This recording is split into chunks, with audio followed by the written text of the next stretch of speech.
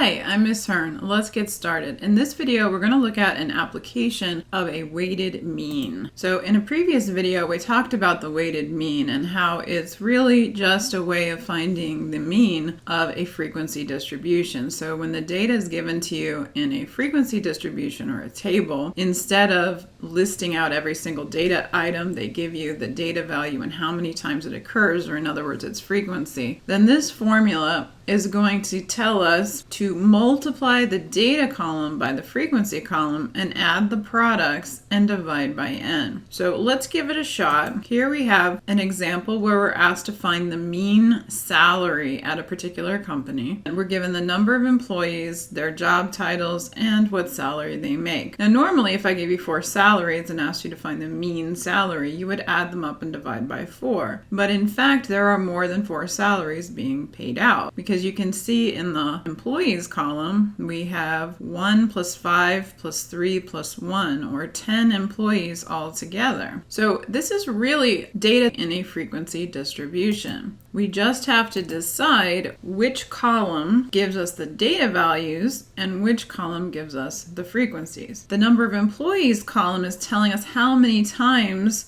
the salary is being paid out. So that's a frequency. So the salary column is the data values and the number of employees column is the frequencies. So we're going to have an X column and an F column, and then we're also going to have an extra column, X times F. So here we go. Salary X, number F, and product X times F. So the formula tells us to multiply the data column times the frequency column. So we're going to fill in the product column X times F. 28,600 times 1, 17,500 times 5, 15,100 times 3, and 13,000 times 1. Now we're going to find the totals of each of the frequency column and the product column. So the frequencies add up to 10, which we already mentioned because that's the number of employees or the total number of data values in the set. Sometimes this value is referred to as n. The sum of the product column is going to tell us how much money altogether this company is paying out in salaries, 174,400. So the formula for the weighted mean tells us to take the sum of the products and divide it by the sum of the frequencies, or in other words, n. So we have 174,400 divided by 10, which gives us an average salary, or a mean salary, of 17,440, which seems reasonable because we have 5 salespersons getting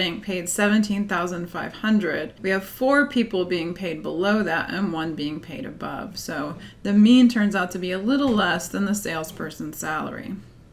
I hope you found this video helpful. If you did, please give it a thumbs up. That helps other students to find the video.